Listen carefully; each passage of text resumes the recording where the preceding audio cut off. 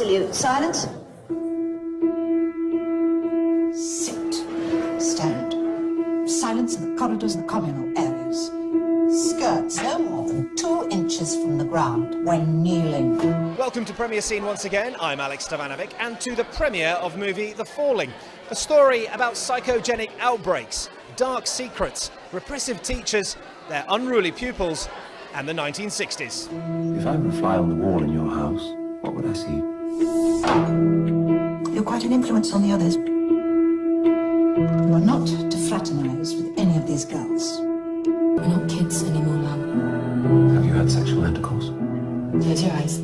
Kiss your lips. I will not tolerate such conduct. Crazy witches! What was it about the script in this movie that wanted you to be part of the film? It was just something different. I think a film about young girls and sexuality and in 1969 and fainting and you know, incest and all these bizarre concepts that I'd never really sort of come across really excited me. I knew about Carol, I knew about Dreams of a Life, and I went in very late in the process and read with Maisie, and Carol was there at Shaheen Baig's office, and it was just really sort of organic and really kind of quite exciting. It just flew off the page, you know. Interestingly enough, this movie is quite heavily dominated by females. You're one of the very few males. That kind of works in this movie quite well, doesn't it? Because of the message that the director is trying to get across. Yeah, I mean, it was both in front of and behind the camera. It was largely populated with women, and that was very refreshing. I've worked on a lot of sort of very male-dominated sets, and it was having that kind of energy around was actually really kind of nice. And the young girls all got on really well. Carol set it up so they all stayed in the house together, as you probably know, and it was just a real kind of family vibe, you know. It was a lot of fun. Tell me about your character. So I play Kenneth, who's Maisie's character's older brother. Bit of a loner, bit of a player, bit of a weird dude, and he sort of has this weird infatuation with his sister that